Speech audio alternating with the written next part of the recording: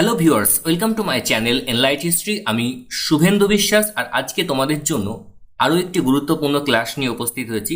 তোমরা দেখতেই পাচ্ছ আজকের এই ক্লাসে মহাভারত সম্পর্কে এ টু জেড যাবতীয় যা ডিটেলস রয়েছে সেগুলো নিয়ে আলোচনা করব এবং এই আলোচনা নেট সেট পরীক্ষার জন্য কিন্তু খুব উপযোগী হতে চলেছে। চলো তাহলে দেরি না করে আজকের ভিডিও স্টার্ট করা যাক। দেখো, মহাভারত সম্পর্কে একটি কথা প্রচলিত রয়েছে, যা নেই ভারতে তা নেই মহাভারতে। তো প্রাচীন ভারতের ইতিহাস জানার জন্য মহাভারতের গুরুত্ব কতটা সেটাই আজকের ক্লাসে আমরা দেখার চেষ্টা করব এবং মহাভারতের কি কি পর্ব রয়েছে, সেখানে কি বলা হয়েছে, কোনটা এখানে তোমরা মনে রাখবে এবং শেষে গিয়ে বেশ কিছু এমসিকিউ কোশ্চেন তোমাদের জন্য রেখেছি। তো মহাভারত, সেই মহাভারতের প্রথম দিকে শ্লোক সংখ্যা ছিল ৮,৮০০, তখন এর নাম ছিল জয় সংহিতা।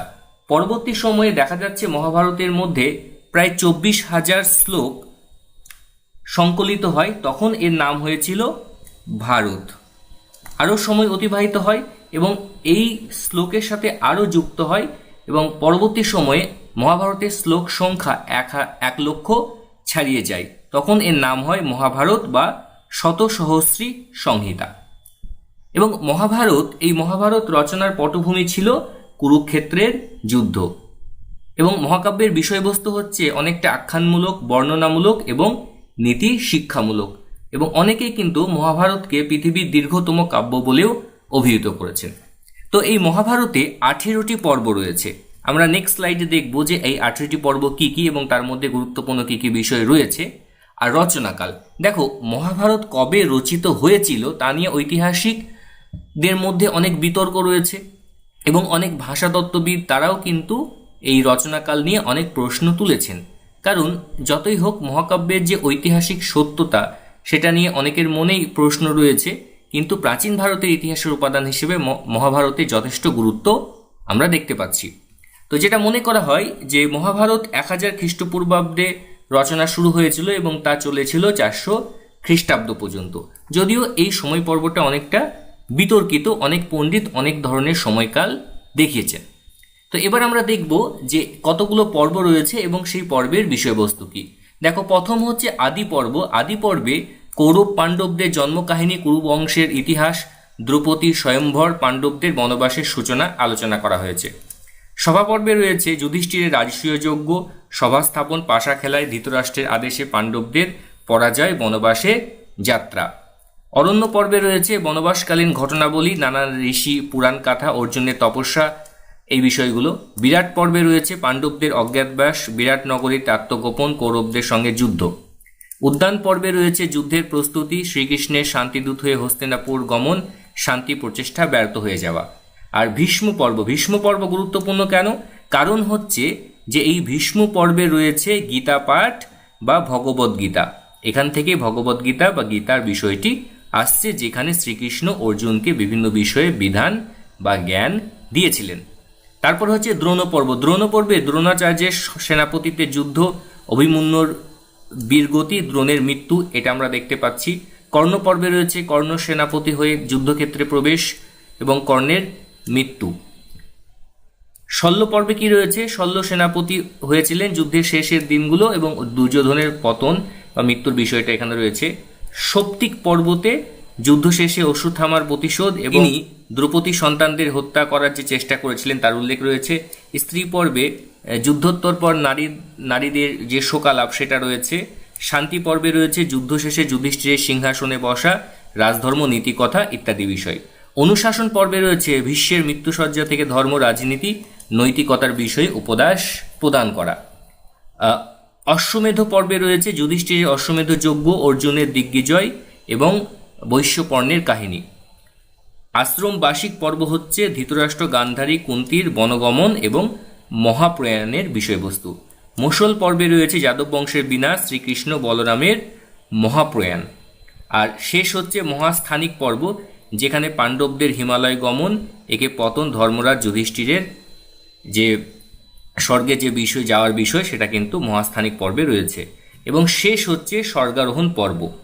এই স্বর্গারোহণ পর্ব যেখানে যুধিষ্ঠির স্বর্গে যাচ্ছেন এবং বিভিন্ন ধর্মীয় পরীক্ষা উত্তীর্ণ হচ্ছেন। তো এর মধ্যে তোমাদেরকে অবশ্যই এই ভীষ্ম পর্বটা মনে রাখতে হবে, সেখানে ভগবদ্গীতার কথা বলা হয়েছে।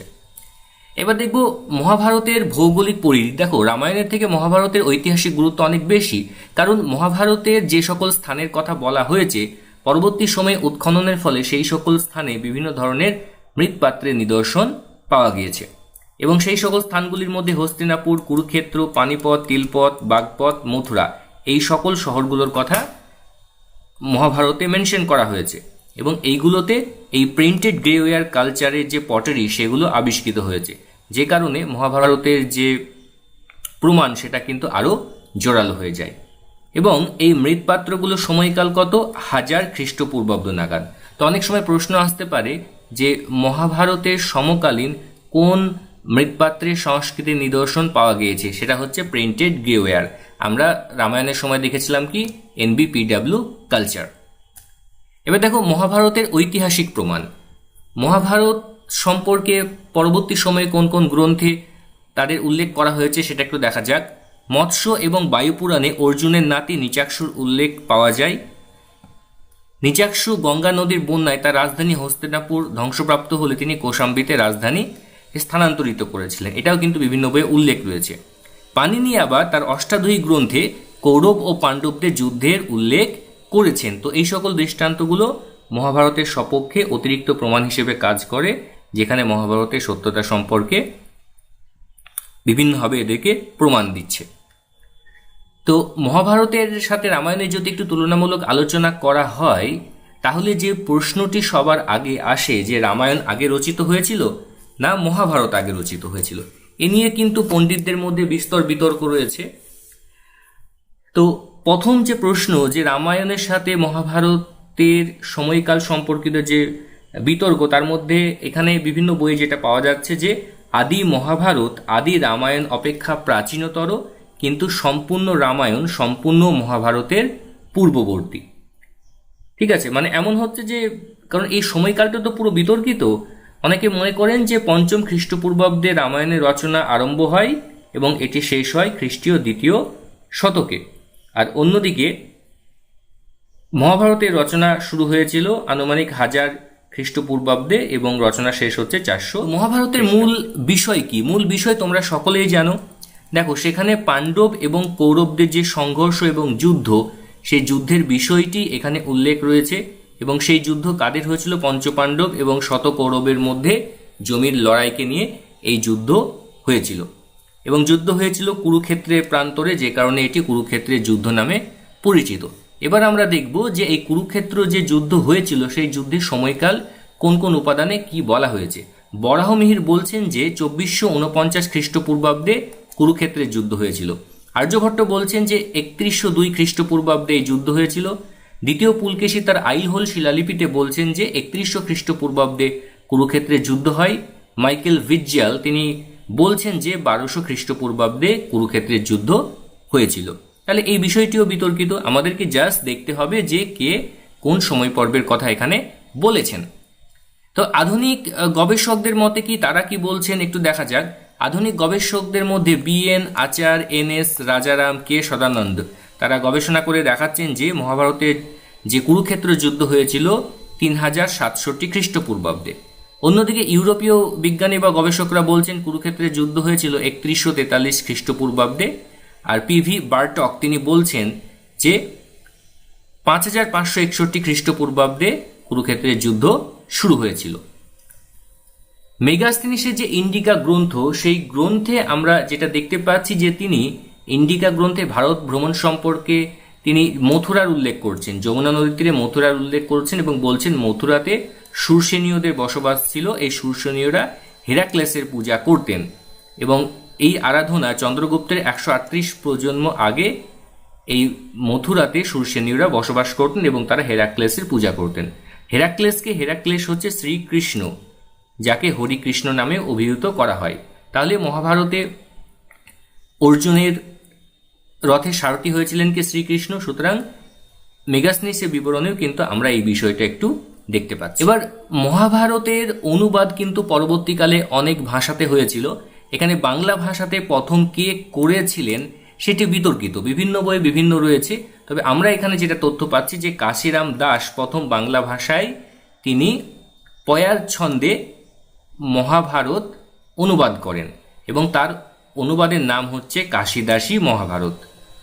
বাংলা ভাষায় অন্যান্য যারা অনুবাদ করেছিলেন তাদের মধ্যে কালীপ্রসন্ন সিংহ, কবীন্দ্র পরমেশ্বর, শ্রীকর নন্দী।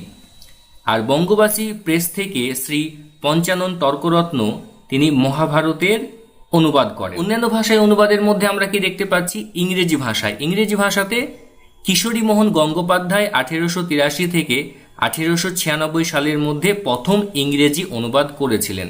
নামটি মনে রাখবে, কিশোরী মোহন গঙ্গোপাধ্যায়। হিন্দি ভাষায় গীতা প্রেসের পক্ষ থেকে পণ্ডিত রামনারায়ণ দত্ত শাস্ত্রী তিনি রাম হিন্দি ভাষায়, তো গীতা প্রেসের পক্ষ থেকে পণ্ডিত রামনারায়ণ দত্ত শাস্ত্রী পাণ্ডে তিনি হিন্দি ভাষায় মহাভারতের অনুবাদ করেছিলেন। ফার্সি অনুবাদ আমরা সম্রাট আকবরের আমলে দেখতে পাই। আকবরের নির্দেশে ফৈজি এবং বদায়নী মহাভারতকে ফার্সি ভাষায় অনুবাদ করেছিলেন, যার নাম হচ্ছে রজম নামা। আর তামিল ভাষায় অনুবাদ করেছিলেন কে? তামিল ভাষায় মহাভারতের অনুবাদ করেন পেরুন্দেভানার এবং তার নাম কি? ভার্তা ভেন্দা। তামিল ভাষায় মহাভারতের অনুবাদের নাম হচ্ছে ভার্তা ভেন্দা। এবার দেখো, মহাভারত, ভগবদ্গীতা এগুলো নিয়ে প্রচুর পরিমাণে রিসার্চ হয়েছে, অনেক গবেষক এগুলো নিয়ে গবেষণা করেছেন। ভান্ডারকর ওরিয়েন্টাল রিসার্চ ইনস্টিটিউট থেকে ক্রিটিক্যাল এডিশন অফ মহাভারত তৈরি করা হয় এবং যেখানে 1250টির বেশি পাণ্ডুলিপির একটা তুলনা এবং বিশ্লেষণ এখানে রয়েছে। বেশ কিছু পণ্ডিত ব্যক্তি এই ক্রিটিক্যাল এডিশন অফ মহাভারতের সাথে যুক্ত ছিলেন। তাদের মধ্যে উল্লেখযোগ্য হলেন VS শুক্তাঙ্কর, SK বেলভালকার আর হচ্ছে PL বৈদ। তো এই নামগুলোর ওপর কিন্তু অনেক সময় প্রশ্ন আসতে পারে।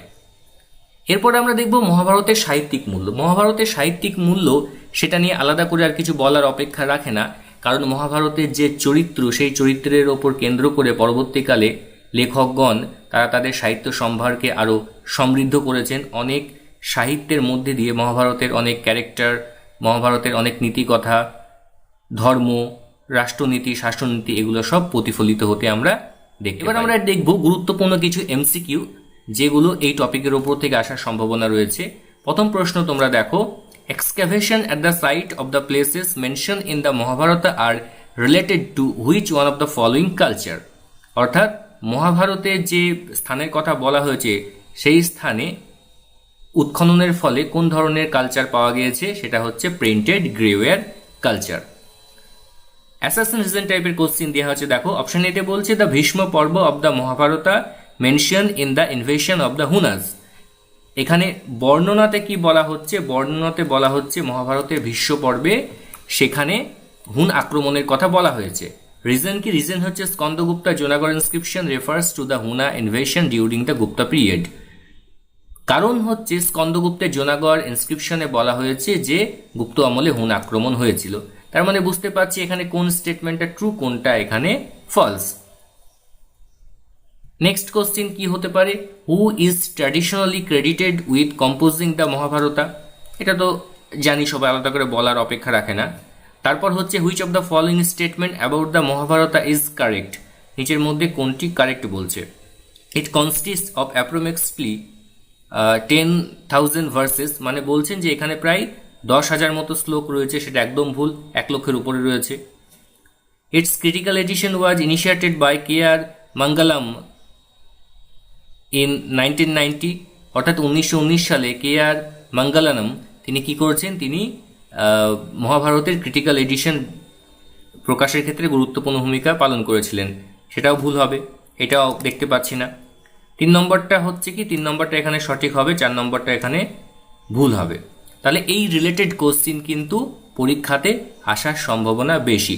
সুতরাং এই যে আমি যে বিষয়টা আলোচনা করলাম, ভালো করে যদি তোমরা দেখো এবং একটু নোটস করে নিতে পারো, তাহলে আশা করি মহাভারতের ওপর থেকে এর বাইরে কোশ্চিন কিন্তু কখনোই পড়বে না। টোটালটাই আমি আজকে আলোচনা করে দিলাম।